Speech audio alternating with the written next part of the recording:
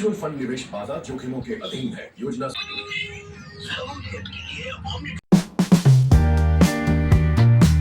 To my channel তো তোমরা সবাই কেমন আছো? আশা করি তোমরা সবাই খুব খুব ভালো আছো, আমিও খুব ভালো আছি।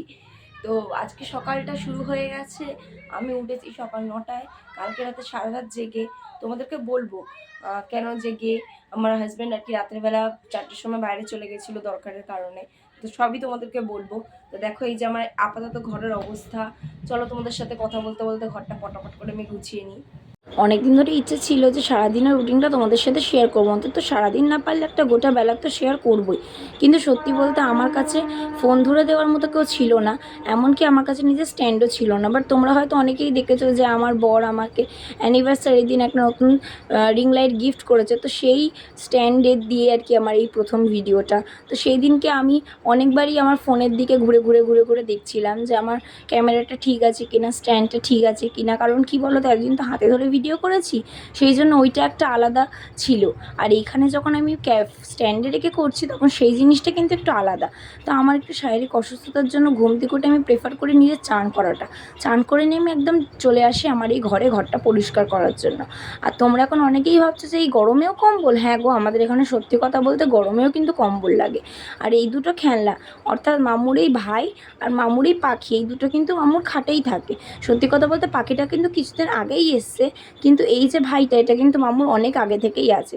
আর এই জামা কাপড়গুলো ভোর 4টের সময় আমার বর টেনে টুনে বার করেছিল, কারণ ও গেছিল একটু দরকারে, সেটাও তোমাদের সাথে শেয়ার করব। তো এই জায়গাটায় আমাদের চার্জার থাকে, মামুর ডাইপার থাকে, মামুর ক্লিপস থাকে, আরও কিছু প্রয়োজনীয় জিনিস থাকে। তো এই যে আমি জামা কাপড়গুলো এক এক করে দেখে নিচ্ছি, এক এক করে ভাঁজ করে নিচ্ছি জামা কাপড়গুলো, কারণ আমার তুলতে হবে এগুলো। যেগুলো নোংরা সেগুলো আমি রেখে দিয়েছি, যেমন এই মামুর জামাটা একটু কেমন হয়ে গেছিলো, স্মেল ধরছিল, তো যার জন্য এইটা আমি রেখে দিয়েছি কাচবো বলে। আর এই জামাগুলো ওই ভোরবেলায় বরের জন্য আমাকে বার করতে হয়েছিল। আর দেখো আমি ঘর গোছাতে গোছাতে আমাকে যে কবার এই ঘর ওই ঘর যেতে হয়। এখন মা হুট করে বললো যে শোনা, এই ঘরে আসো, বোন থাকছে না, একটু দেখে যাও। তো ওই ঘরে গিয়ে আবার আমি চলে এলাম। তো সারাদিনে কাজ করতে করতে আমাকে বারবার এই ঘর ওই ঘর এটাই করতে হয়। আর এইটুকুনি ঘর হলে কী হবে, সারাদিন মেয়ে যেহেতু এই ঘরে থাকে, নোংরাও কিন্তু অজস্র হয়। ঘর পরিষ্কার করতে করতে সারাদিন আমার অবস্থা হয়ে যায় একদম খারাপ। এইটা যে পুরোটা তোমরা দেখছো, এটা অ্যাকচুয়ালি আমার শ্বশুর এবং শাশুড়ি মায়ের বিয়ের টাইমে। তো তারা যখন বিয়ে করেছিল তখনকার এইটা শোকেসটা, তো যার জন্য সেটা ফেলা হয়নি, এই ঘরে আছে। চান করে আসার পর কিন্তু চুলটাও বাঁধার টাইম পাই না, যার জন্য আমার কাজবাজ সেরে নেওয়ার পর আমি একটু নিজে তৈরি হয়ে যাই। যেমন রোজকার মতো আমি চুলটা আমার বেঁধে নিলাম, একটা টাইট খোপা করে নিলাম, কারণ খোপাটা কিন্তু করা প্রয়োজন, আর আমার চুল এদিক ওদিক হয়ে যাবে। আর এখানে আমি ইউজ করছি একটা ময়শ্চারাইজার, যেটা আমি রেগুলার করে থাকি। কারণটা হচ্ছে যে এখানে কম্বল বার করার কারণ বুঝেছো, কারণ ঠান্ডাটা পড়েছে, এই যে যেমন ঠোঁট ফেটেছে, মুখে ময়শ্চারাইজার লাগাতে হচ্ছে। তো আমি হয়ে গেছি রেডি। তারপর গেলাম আমার বরকে দেখতে। এই দেখো, এই বটিটা আনার জন্যই আমার বরকে যেতে হয়েছিল ভোর 4টের সময়। যারা মাছ ব্যবসায়ী তাদের তো বুঝতেই পারছো, বটি একটু এদিক ওদিক হলে আর ব্যবসাটা ভালো করে করা যায় না। যার জন্য ভোর 4টের সময় উঠে ও গেছিলো মাছের আড়তে। সেই আড়তে কিন্তু বটিও পাওয়া যায়। তো এই যে বড় দেখে বটিটা নিয়ে এসে এখন দিচ্ছিলো ধার। তারপর চলে গেলাম মা বাবার ঘরে। আজকে সকালে প্ল্যানিং হচ্ছিল যে ফ্রাইড রাইস হবে, তো মা এখানে মোটামুটি সবজিগুলো হালকা ফুলকা করে ভেজে নিচ্ছিল। এখানে চালটাও নিয়ে রাখা হয়ে গেছে। আর এই যে মা কিন্তু হচ্ছে ক্যাপসিকাম আর বিনস কিন্তু অলরেডি ভেজে রেখেছিল, বাট এখানে কিন্তু গাজরটা কম পড়ে গেছিলো, যার জন্য বাবা আবার বাজারে গিয়ে আবার গাজর নিয়ে আসছে। আর এখানে মাম্মুর জন্য সব সবজি, মাম্মু আজকাল সজনে ডাঁটা খুব খাচ্ছে। এখানে দুপুরবেলার দিকে আমি রেডি করে নিয়েছিলাম স্যালাডটা। এদিকে হয়েছিল হচ্ছে বেগুনি, এদিকে হচ্ছে ফ্রাইড রাইস। শুধু এইটুকুনি ফ্রাইড রাইস কিন্তু না, ফ্রাইড রাইস কিন্তু আরও আছে এই যে বড় হাঁড়িটার মধ্যে, আর একটা জায়গাও কিন্তু ছিল। তো আমি এই যে খাবার দাবারগুলো গুছিয়ে নিয়েছি, নিয়ে আমি চলে এলাম আমার বরের কাছে। মাংস একা একা খাবে না, মাংস আমারও আছে। কি বলছি বেগুনি খাবে তুমি, না রেখে আসবো? খাবে? রাইস নিয়ে আসবো। এখানে আমার মাম্মু ফোন দেখছে, এখানে ইনি খেতে বসে গেছে। কেমন, একটু রিভিউ দাও খাবার।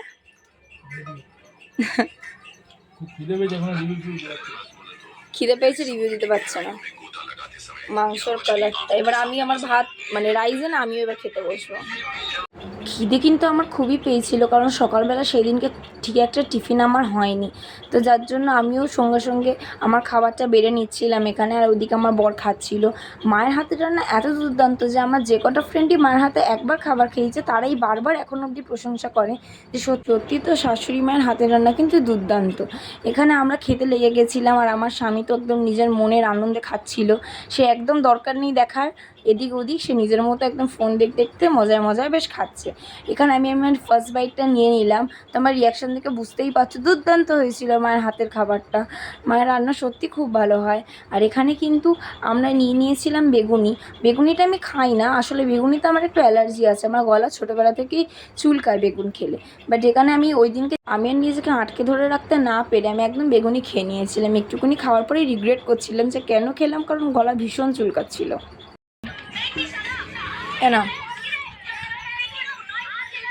খাও।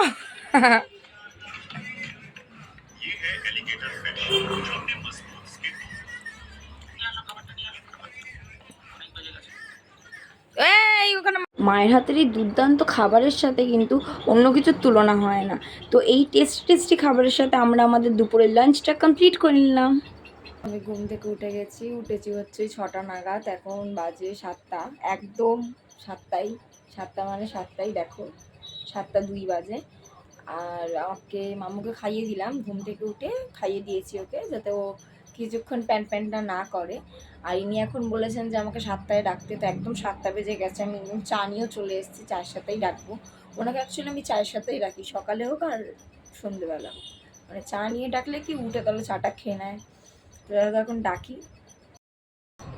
কি গো, ওটো চা খাবে? ওটো ওটো ওটো চা এনেছি, চা বিস্কুট ওটো।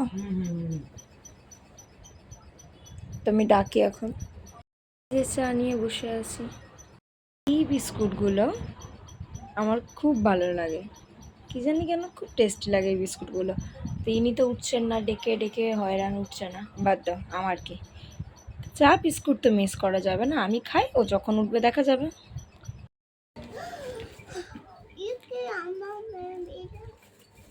এটা খাবার জিনিস না খেলার জিনিস বোঝাও যায় না।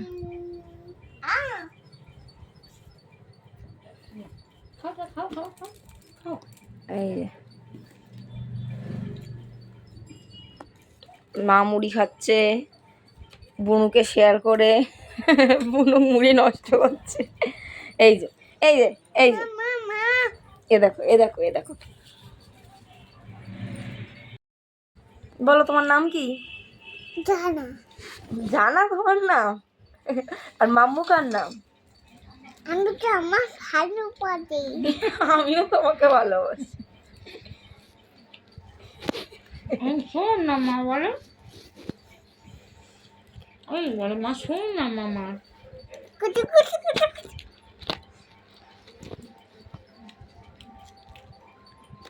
বলে আমার নাম তাড়াতাড়ি জানা।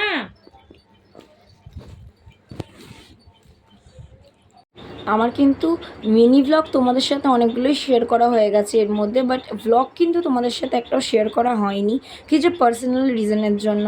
তো আমি অনেক কষ্টের পর একটা লং ব্লগ তোমাদেরকে দেওয়ার চেষ্টা করলাম।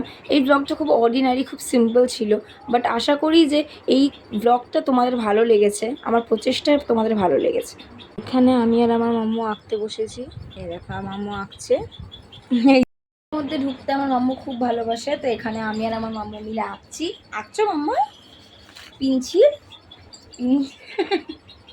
করে না, পিনছিল দিয়ে আঁকছো? হ্যাঁ, কাগজ খায় এখন, আবার একটু কাগজ খেতে শিখেছে কয়েকদিন ধরে। কাগজ দেখো